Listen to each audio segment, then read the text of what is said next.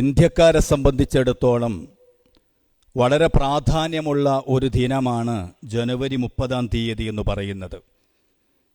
നമ്മുടെ രാജ്യത്തിൻ്റെ രാഷ്ട്രപിതാവായിരുന്ന ഗാന്ധിജി വധിക്കപ്പെട്ട ദിനമാണ് ഇന്ന്.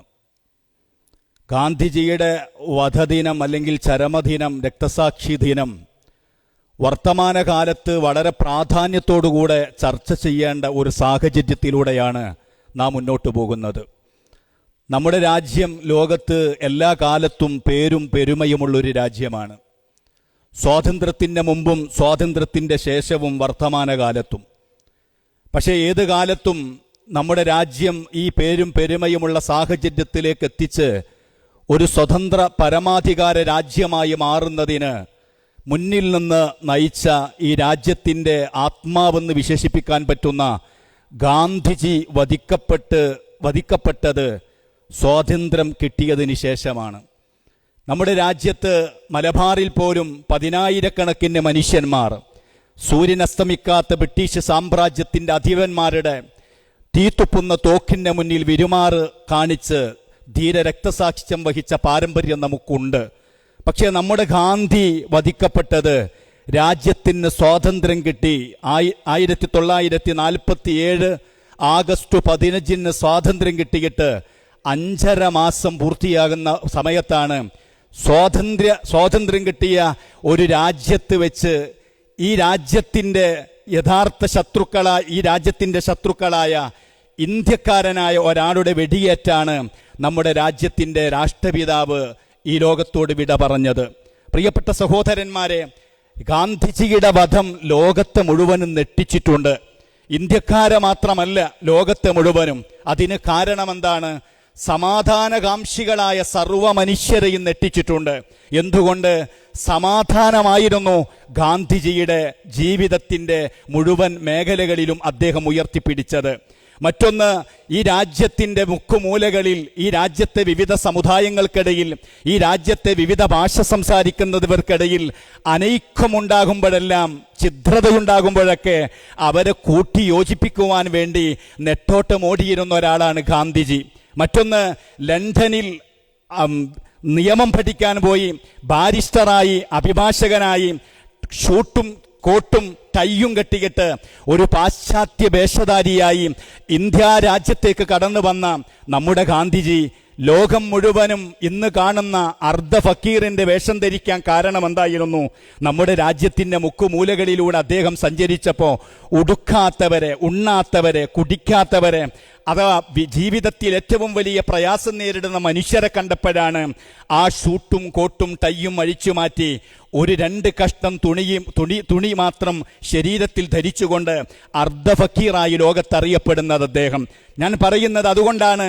ഐൻസ്റ്റീൻ പോലും പറഞ്ഞിട്ടുണ്ട്, ഇദ്ദേഹം ഇങ്ങനെ ലോകത്ത് ജീവിച്ചിരുന്നിട്ടുണ്ട് എന്ന് പിൻതലമുറക്കാർ വിശ്വസിക്കുക പോലും ചെയ്യില്ല.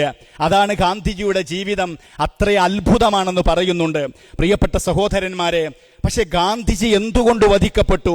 ഗാന്ധിജി എന്ന ഒരു വ്യക്തിയെയോ ഒരു ശരീരത്തെയോ അല്ല ഈ രാജ്യത്തിൻ്റെ ശത്രുക്കൾ ഇല്ലാതെയാക്കിയത്. പക്ഷേ ഗാന്ധിജി ഉയർത്തിപ്പിടിച്ചൊരു ആശയമുണ്ട്. അത് ഇന്ത്യ രാജ്യത്തിൻ്റെ എല്ലാത്തെയും ആത്മാവാണ്. ഇന്ത്യ രാജ്യം സ്വാതന്ത്ര്യത്തിന് മുമ്പ് കടന്നുപോയ കാലം, ഈ രാജ്യത്ത് വിദേശികൾ വന്ന് അക്രമം കാണിച്ചതിലപ്പുറം ഈ രാജ്യത്തെ ജനങ്ങൾ ഒന്നിച്ചു നിന്നിരുന്നു. കാരണം എല്ലാവരും ആ രൂപത്തിലായിരുന്നു മാനസികാവസ്ഥ.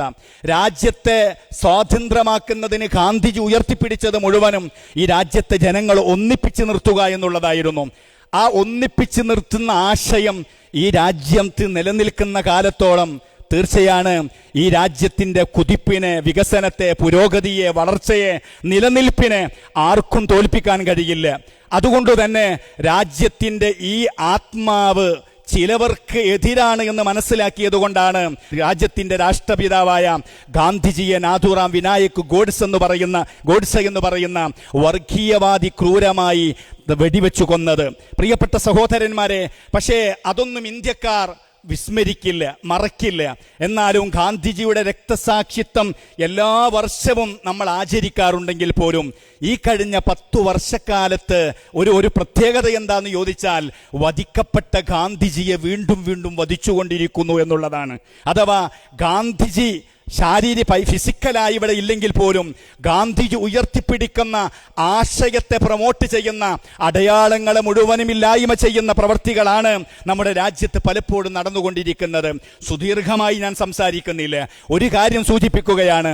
അതിൻ്റെ ഏറ്റവും അവസാനത്തെ ഉദാഹരണമാണ് മഹാത്മാഗാന്ധി നാഷണൽ ഗ്രാമീൺ തൊഴിലുറപ്പ് പദ്ധതി എന്ന ഗാന്ധിജിയുടെ പേരിൽ ഈ രാജ്യത്തിൻ്റെ വികസനത്തിലെ അടിസ്ഥാന വർഗത്തിൻ്റെ പുരോഗതിക്ക് വേണ്ടി നടപ്പാക്കി വരുന്നൊരു പദ്ധതി പോലും വികസിത് ഭാരത് ഗ്യാരണ്ടി എന്ന ഒരു പുതിയ പേരിലേക്ക് കൺവെർട്ട് ചെയ്ത് ഗാന്ധിജിയുടെ ഓർമ്മപ്പെടുത്തുന്ന ആശയങ്ങളെ പ്രൊമോട്ട് ചെയ്യുന്നതിനെ ഇല്ലായ്മ ചെയ്യാൻ ശ്രമിക്കുന്നത്. നോക്കൂ, ഗാന്ധിജിയുടെ പേരിൽ നമ്മുടെ രാജ്യം കൊടുക്കുന്ന ഏറ്റവും പ്രധാനപ്പെട്ട ഒരു പുരസ്കാരം അത് സമാധാനത്തിൻ്റെ പുരസ്കാരമാണ്. ആ പുരസ്കാരം വർഗീയതയെക്കുറിച്ച് പറയുകയും എഴുതുകയും ചെയ്യുന്ന ഒരാൾക്കാണ് 2021 കൊടുത്തത് എന്ന് നാം മനസ്സിലാക്കണം. ഗാന്ധിജിയെ കൊന്ന ആൾ തൂക്കിലേറ്റപ്പെട്ട ദിനത്തെ ആചരിക്കുകയും ആഘോഷിക്കുകയും ചെയ്യുന്ന ആൾക്കാർ നമ്മുടെ നാട്ടിലുണ്ട് എന്നുള്ളതാണ്. ഗാന്ധിജിയുടെ പ്രതിമ പോലും കേരളത്തിൽ പോലും ഈയിടെ തകർക്കപ്പെട്ട വാർത്ത നമ്മൾ കേൾക്കുകയുണ്ടായി. ഞാൻ പറഞ്ഞു വരുന്നത്, പ്രിയപ്പെട്ട സഹോദരന്മാരെ, ഈ ഗാന്ധിജിയുടെ ഓർമ്മ നശിപ്പിക്കുക എന്ന് പറയുന്നത് ഈ രാജ്യത്തെ ഇല്ലായ്മ ചെയ്യുക എന്നുള്ളതാണ്. ഗാന്ധിജി ഇല്ലെങ്കിൽ, ഗാന്ധിജിയുടെ ആശയമില്ലെങ്കിൽ, ഗാന്ധിജി ഉയർത്തിപ്പിടിച്ച സന്ദേശമില്ലെങ്കിൽ ഈ രാജ്യത്തിന് എവിടെയാണ് നിലനിൽപ്പ്?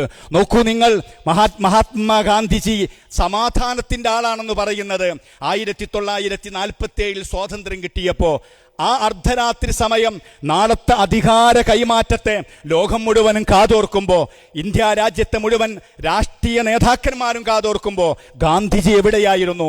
ഗാന്ധിജി പശ്ചിമ ബംഗാളിലായിരുന്നു. പശ്ചിമ ബംഗാളിൽ നവഖാലിയിലായിരുന്നു. ആ നവഖാലിയിൽ ഹിന്ദു മുസ്ലിമീങ്ങൾ വിഭജനത്തിൻ്റെ പേരിൽ പരസ്പരം കൊമ്പുകോർക്കുമ്പോൾ ആ ഗാന്ധിജി അവർക്കിടയിൽ രജ്ഞിപ്പുണ്ടാക്കിയിട്ടാണ് അവിടുന്ന് തിരിച്ചു പോരുന്നത്. അതുകൊണ്ടാണ് അന്നത്തെ ബ്രിട്ടീഷ് വൈസ്രോയി പറഞ്ഞത്, 16,000 സൈനികർക്ക് സാധിക്കാത്തത് ഒരു മനുഷ്യന് സാധിച്ചു എന്ന്.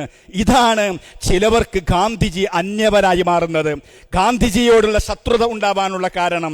അതുകൊണ്ട് പ്രിയപ്പെട്ട സഹോദരന്മാരെ, ആ ഗാന്ധിജി ഉയർത്തിപ്പിടിക്കുന്ന സ്മരണ ആര് എങ്ങനെ മായ്ച്ചു കളഞ്ഞാലും 10,000കണക്കിന് പുസ്തകങ്ങളിലൂടെ ഗാന്ധിജി ഇന്ത്യക്കാരിലും ലോകരിലും ജീവിക്കും. അതുകൊണ്ട് ഈ ആശയത്തെ ജാഗ്രതയോടുകൂടെ ഉയർത്തിപ്പിടിക്കുക എന്ന ബാധ്യത ഇന്ത്യക്കാർക്കുണ്ട്. ഒറ്റ കാര്യം സൂചിപ്പിക്കുകയാണ്, ഭാരതീയരായ നമ്മളുടെ വിശേഷ ദിനമാണെങ്കിൽ മുസ്ലിങ്ങളായ നമ്മെ സംബന്ധിച്ചിടത്തോളം അതിലേറെ വളരെ പ്രാധാന്യമുള്ള വിശേഷമായ ദിനങ്ങളാണ് നമ്മുടെ മുന്നിലേക്ക് കടന്നു വരുന്നത്.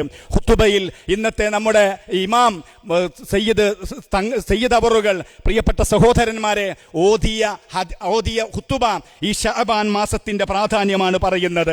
ശഅബാൻ മാസത്തിന്റെ പ്രാധാന്യം എന്ന് പറയുന്നത്, ഒന്ന്, തിരുനബി സല്ലല്ലാഹു അലൈഹി വസല്ലം തങ്ങളെ ലോകത്തെ മുഴുവൻ പ്രവാചകന്മാരുടെ മുന്നിലും ഏറ്റവും ഉയർത്തിക്കാണിക്കുന്ന ഒരു കാര്യം, അത് തിരുനബിക്ക് ലോകം കൊടുക്കുന്ന സ്വലാത്താണ്.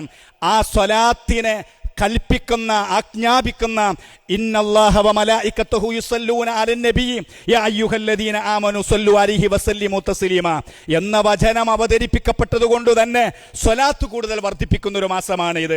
മറ്റൊന്ന്, ദാരിദ്ര്യ നിർമാർജനത്തിന് ലോകത്ത് ഭൗതികമായ ധാരാളം വഴികൾ തേടുമ്പോഴും ലോകത്ത് ദാരിദ്ര്യത്തിലേക്ക് കൂപ്പുകുത്തുന്ന സമയത്ത് ദാരിദ്ര്യത്തിൻ്റെ ആത്മീയമായ പരിഹാര മാർഗമായിട്ടാണ് ബറാഅത്തിനെ കാണുന്നത്. അതുകൊണ്ടാണ് പരമ്പരാഗതമായി അസറിന് ശേഷവും മഗ്രിബിന് ശേഷവും നാം 3 യാസീൻ ഓതിയിട്ട് നമ്മുടെ ആയുസ്, ആരോഗ്യം, കുടുംബം, അതുപോലെ തന്നെ കുടുംബത്തിലെ ഐശ്വര്യം, ബറക്കത്തിന് വേണ്ടി ദുആ ചെയ്യുന്നത്. ഖുതുബയിൽ ഇമാം സൂചിപ്പിക്കുകയുണ്ടായി, മഹാനായ ഹബീബായ സയ്യിദുനാ മുഹമ്മദുർ റസൂലുള്ളാഹി തിരുനബി സല്ലല്ലാഹു അലൈഹി വസല്ലം തങ്ങൾ ആ ബറാഅത്ത് രാവിനെ സജീവമാക്കി സുജൂദിൽ കിടന്ന് പ്രാർത്ഥനാ നിരതനായി അതിനെ സജീവമാക്കിയപ്പോൾ പ്രിയപത്നി ആയിഷ ബീവി റളിയല്ലാഹു അൻഹയുടെ ആ ആശങ്കക്ക് തിരുനബി മറുപടി പറഞ്ഞതെന്താണ്?